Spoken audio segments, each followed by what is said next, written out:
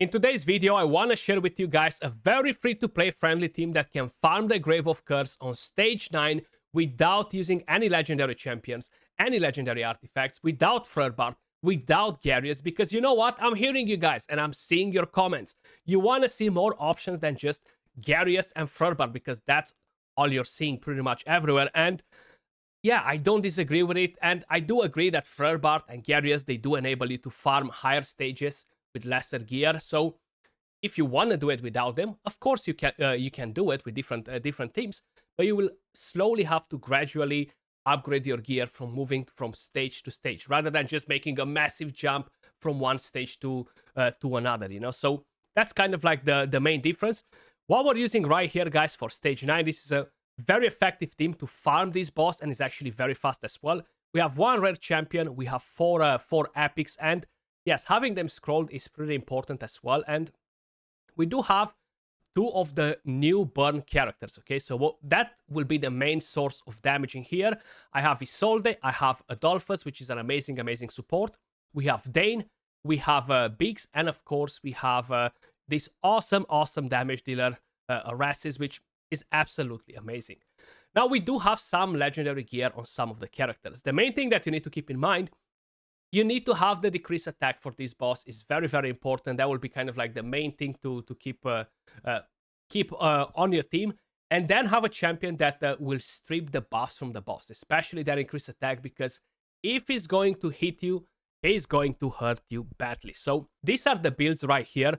Now, it's not a necessity to have legendary gear on most of the characters. The main character that really needs to have the legendary gear, guys, is going to be Isolde, because she will actually take extra hits on this dungeon. She will be the main tank, you know. So you want to ensure that she will be able to take extra hits compared to the other characters. Now, it doesn't mean that the other characters will come in here with blue gear and they will do it. You need to have at least a combination of epic and legendary gear on your characters, runes, a couple of different sets. You don't necessarily need to have a gambler set or a inventor set or something very specific. It just needs to be spot on with the stats, you know, and try to have at least some decent epic gear before you're attempting to move to this stage. Because, how I mentioned, if you don't have the most OP characters to kind of like do your beating, it's going to be slightly different. We do have a skill preset right here, which will be pretty important. Now, I do have my Dane on 18 seconds, and I do have Isolde on 18. Isolde, she's really on 18 point something on her skill, if I'm not mistaken. 18.1. So the boss will overlap her. But the main thing is that I start putting that decrease attack ASAP. So by the time we kill the boss, we're not actually getting overlapped, so we're still gonna keep decrease attack on the boss, you know, because I gave her some skill haste, you see. And it's the same with Dane. He actually has the spiritual incense burner, which gives him 10% ultimate energy, which will enable him to overlap the boss, basically, to be on a less than 18 seconds rotation. I have 36 skill haste on him. If you cannot get a lot of skill haste from the runes, just give him 2 skill haste sets instead. Now, I would suggest you to use Isolde's aura, guys, to get that extra defense. Unfortunately, you cannot group the champions even more to actually gain the increased defense from this skill. It's a shame, but it is what it is. It's not like in the Vortex where you can actually stay next to the champion. These two, they will be running closer to the boss, you know. But just as an idea, let's actually crack on with it. Of course, you want Isolde to always go before our Adolphus, because she's gonna shield, then Adolphus will heal us when he shields too, on top of the shield that he's generating. So that's going to be very important, you know. Dane needs to be timed at 17 seconds, and he will always remove the buffs from the boss at the exact same time. Of course, you can time him a bit faster, and even if slowly the boss will overlap you, you know, by half a second, 1 second every cycle, you will kill the boss fast enough so you don't have to worry about it too much, you know. So that's another thing to keep in mind. Just in case if, for example, you don't have the incense burner at level 20 just yet, and you're only getting a bit of ultimate energy back, which honestly shouldn't really be such a big difference, you know. Now, the one thing to keep in mind here, because we do have Isolde as the main tank, Adolphus gives ultimate energy with the battle skill. So even though she was not on 18 second cycle, Adolphus will slowly make sure that she will get on the 18-second cycle. So like this, she will always put the increased attack at the exact same moment, okay? And that's because of his battle skill. But how you guys may notice, we are actually farming this very, very fast, considering that we have no legendaries, we have no legendary artifacts either, and the boss is barely damaging us. As long as we are removing the buffs from the boss, as long as we are putting a bit of shield to keep our team healthy in there, you know, and as long as we have the decreased attack on the boss, there's literally nothing to worry about. Not to mention that the decreased attack almost expires before the hit, but it expires only after, if you time it how I timed it. And there you go. I feel like the best time that I've got so far on this run was, if I'm not mistaken, 1 minute and 32 seconds with the exact same team, guys. And this enables you to farm legendary gear. It enables you to farm epic gear.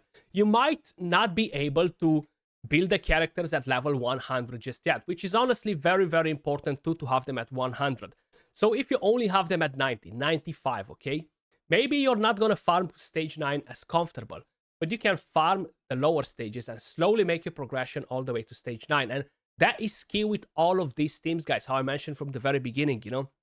This will enable you to put your hand on the best gear, and that is legendary gear. Now, of course, depending on where you are in your season, you gotta kind of like wait a little bit before you're gonna dive in with all of your stamina, and don't waste it on gear so fast, because we're waiting for double legendary drops, okay? And for my server, in season 2, is 6 more days. Currently, I am on a test account. That's why I have 2,000 stamina stacked on it, guys. And on mine, I do have like 10 big refills, if I'm not mistaken, that I'm just saving, you know, I'm waiting. I will drop some of them on the Goblin, but the main thing is you don't want to go too crazy. We're going to do another run just so you guys see how consistent it is. Now, things can go wrong in here, and that would be if Dane doesn't remove the buffs, you know. So if Dane gets resisted, you can get resisted in this game as well, very similar like in any other gacha, you know, it's some sort of a 3% mechanic that can mess you up. I'm not sure if it's 3% exactly, but just kind of like similar with what we have in Raid for whoever plays Raid. And you can get resisted randomly too, you know. So if by any chance we're not removing those buffs from the boss, especially if they're both left on, it can be dangerous. You see, like this, we had one buff left, because I was talking about it, it happened, and we got damaged a bit more than usually, you know. There we go. Look at that heal from Adolphus. Like, Adolphus, such a good support. And Isolde too, man. Like, so many people hate on Isolde, saying that she's a crap tank and stuff like that. But come on, look at that. Look at that. She's just tanking very well. The defense aura, the increased defense from her, the damage reduction on the shield, you know, when she has it from herself, of course.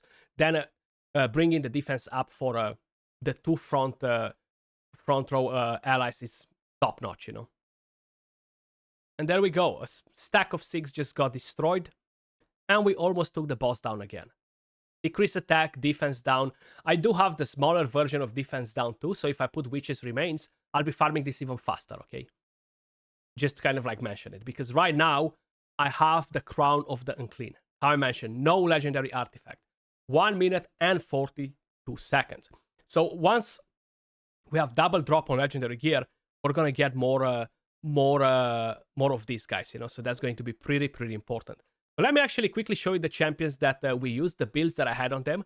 And I wish I could just go to recently used first, but we don't have that filter yet. At least I'm not aware of it. Hopefully they will bring something in the future.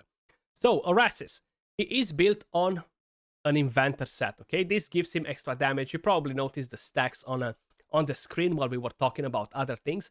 This is a nice set. It's probably the best set for most of the damage dealers at the moment in Season 2. And these are the stats that we have on him. Pretty nice stats, honestly, considering that we have legendary gear. But how I mentioned, if you can keep him alive, if you can give him the same sort of tankiness, you don't need to have so much damage on him. You know, like, you definitely don't need to have so much damage on him. And I have the Eyeball of the Giant. Then we have Dane. He does have the Incense Burner as an artifact. He has an Inventor set as well. I feel like if you are struggling to max your artifact, getting double skill haste sets, it will be more beneficial for you. Total stats, we have 41k HP, 1.4k defense. That's what matters, plus the accuracy, okay? Because you need to survive. Even if you farm it slower than I did, the main thing is to survive. If you survive, you'll beat this like that, okay? So that's the main thing you should focus on. HP and defense. And how you may notice, you can reach these stats with epic gear by just dropping some of the crit rate or some of the crit damage or some of the attack. And there's no problem whatsoever, okay? Then we have Isolde. Now, she is the one that I would strongly suggest you to try and give her the best legendary gear possibly, you know? And you can go with a full Ancestral Protection set. That will give you 15% damage reduction, which is going to be pretty important. But if not, you can go with double sets like this. I have a Skill Haste, and I have one of the Ancestral Protection. Like this, I can get the accuracy up on her without any issues. And the tankiness on her, the more the better. 3.7k defense, 70k HP. You've seen she was never really in danger of dying. But at the same time, I would strongly suggest you to try and give her the best possible survivability gear, you know. And we have the Crown of the Unclean. Then, that's actually better for her than the Witch's Remains because we're getting a defense instead of HP. We have Adolphus. He has the Antinias Tiara. In my opinion, this is the best epic artifact for him. There is a legendary one, which is much better, but we're not talking about that. Stats, 72k HP, 1.8k defense, 437 enlightenment. Now, this is something very similar with my old build that I had in Season 1, and I would probably suggest it to kind of like aim for as much enlightenment, HP on him. Skill haste, yeah, is helpful, don't get me wrong, but at the same time, it's not the most important thing. And if you want to keep up with the other champions, you wanna make the preset, you know, that's gonna be pretty important. If not, they might overlap him if they have more skill haste, or he might overlap them, and bad things could potentially happen. I do have a new set, which is the Moonlight's Blessing. This is a new set for Season 2. And this will actually, after casting an ultimate skill, the wearer heals the ally with the lowest HP percentage by 15%. This is actually a pretty good set, and yeah, it can be a bit helpful, especially in the Grave of Venom. I don't feel like it changed the game for us here, but in the Grave of Venom, it will be a bit more important. And then, of course, we had the final champion, which is Bix. He is again on double sets. You know, he has a lot of attack speed. He's mainly the enabler. He needs accuracy and survivability.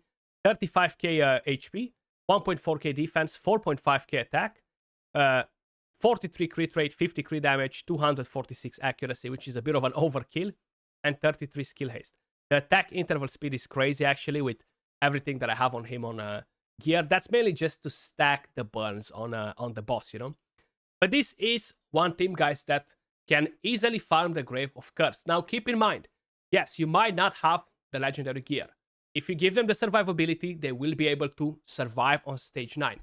If by any chance your gear really sucks, you're going to be able to gradually farm some of the lower stages and then make your way all the way up to stage 9. Hopefully you found this guide helpful, guys. Let me know in the comments down below what sort of teams are you planning to run for the Grave of Curse and the other dungeons, of course. Keep an eye on the next video as well. Appreciate every single one of you watching, and I'll catch you all in the next one. Peace.